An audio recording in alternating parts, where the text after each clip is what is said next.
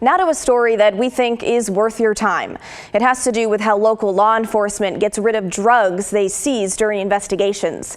Maxine Bernstein at the Oregonian wrote about the incinerator in Marion County, where officers across the state go to burn drugs.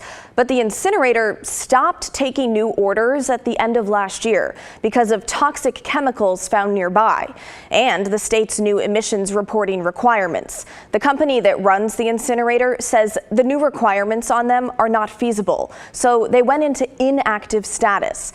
But that puts law enforcement in a bind. They have specific protocols from the DEA that they must follow to get rid of drug evidence. As you might imagine, it's a strict process. For example, Portland police fill a van with all of their drugs and road trip down to Brooks about once every 6 weeks. Here's Maxine to explain. They said they fill up a van with all the evidence that is not needed for any cases.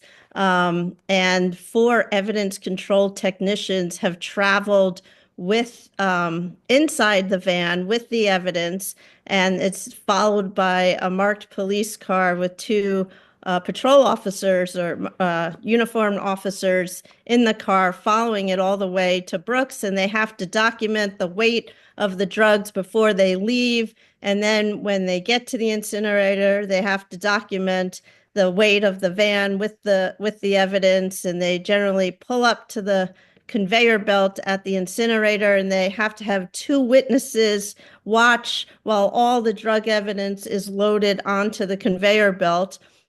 There's no other way to get rid of the drugs under the DEA rules. Now officers are trying to find an alternative since the incinerator isn't taking anything right now. One possible solution comes from Tennessee.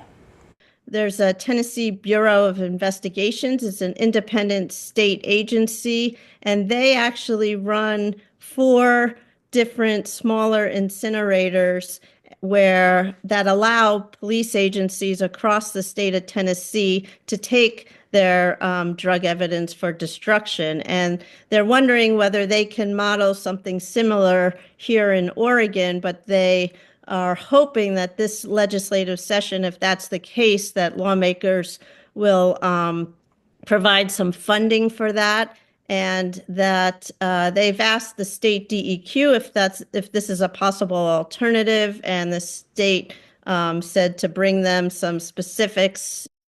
Now, there's a whole lot more to this story, including the fact that the incinerator also handled a good portion of the region's medical waste, and why police just can't go to another state to burn their drugs. You can check out the full article now on OregonLive.com and find out. All right.